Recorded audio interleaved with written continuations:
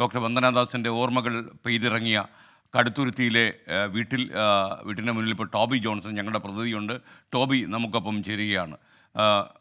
മൗനത്തിൽ പൊതിഞ്ഞു നിൽക്കുന്ന, ദുഃഖത്തിൽ അമർന്നു കിടക്കുന്ന ഈ വീടിൻ്റെ മുന്നിൽ വലിയ ആളനക്കമൊന്നും കാണുന്നില്ല എന്നാണ് എനിക്ക് മനസ്സിലാകുന്നത്.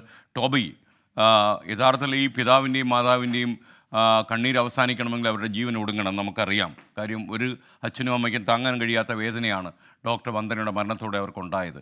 ഇപ്പോഴെന്താണ് ആ വീടിൻ്റെ അവസ്ഥ?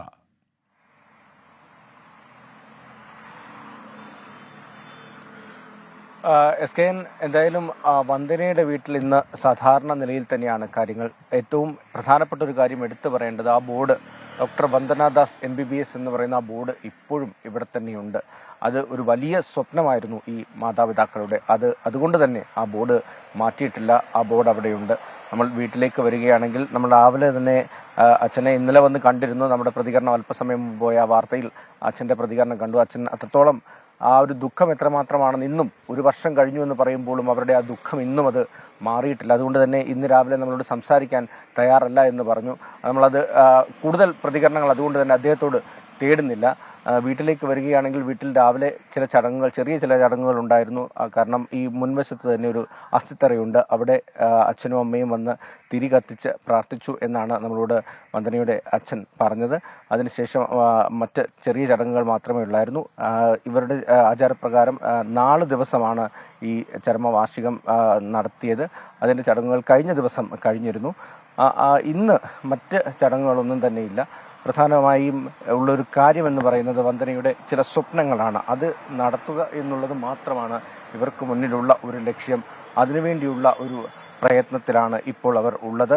എന്തായാലും അത് എടുത്തു പറയേണ്ട ഒരു കാര്യമാണ്. വന്ദനയുടെ ഓർമ്മയ്ക്കായിട്ടൊരു ക്ലിനിക്ക് വന്ദനയുടെ വലിയൊരു ആഗ്രഹമായിരുന്നു. തൃക്കുന്നപ്പുഴ കായലോരത്ത് ഒരു ക്ലിനിക്ക് തുടങ്ങാനുള്ള ഒരു നടപടി അവർ ആരംഭിച്ചിട്ടുണ്ട്, അച്ഛനും അമ്മയും.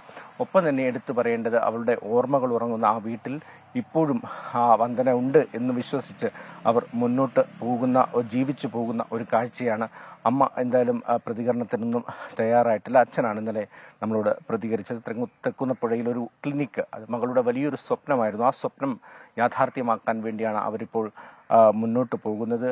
എന്തായാലും അവളുടെ ഓർമ്മകൾ ഉറങ്ങുന്ന മുറി നമ്മൾ അല്പസമയം മുമ്പ് വാർത്തയിൽ കണ്ടതാണ്. ആ മുറിയിലാണ് എല്ലാ ദിവസവും അത് വൃത്തിയാക്കി അവരുടെ ഫോട്ടോകൾ, ചിത്രങ്ങൾ എല്ലാം തന്നെ ഇവിടെ സൂക്ഷിച്ചിട്ടുണ്ട്.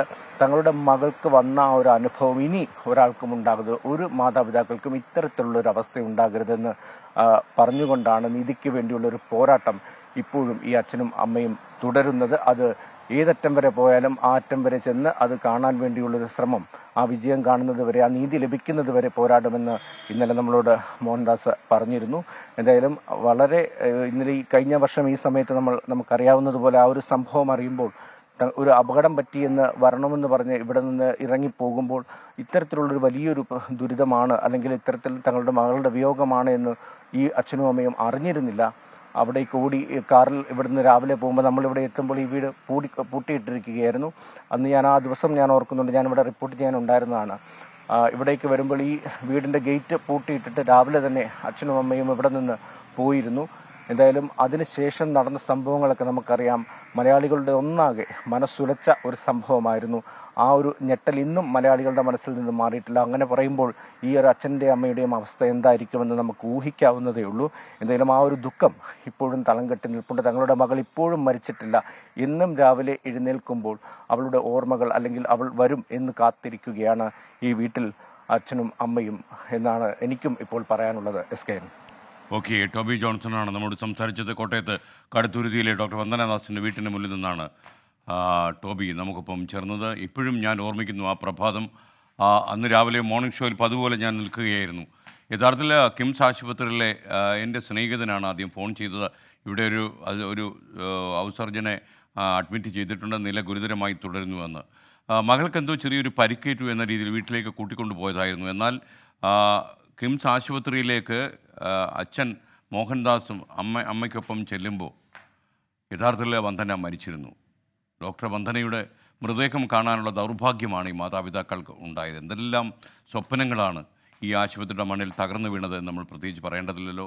ഒരുപാട് കാലം ഡോക്ടർ വന്ദനയുടെ കണ്ണീരും ജീവിതവും നമ്മെ വേട്ടയാടിക്കൊണ്ടേയിരിക്കും. ആ അച്ഛൻ്റെയും അമ്മയുടെയും വേദനയ്ക്കും ശമനം ഉണ്ടാകില്ല. അവർക്ക് നീതി ലഭിക്കട്ടെ എന്ന് മാത്രമാണ് എനിക്ക് ഈ അവസരത്തിൽ പറയാനുള്ളത്. വിചാരണ കോടതിയിൽ വിചാരണ തുടങ്ങിക്കഴിഞ്ഞു കൊല്ലത്ത്.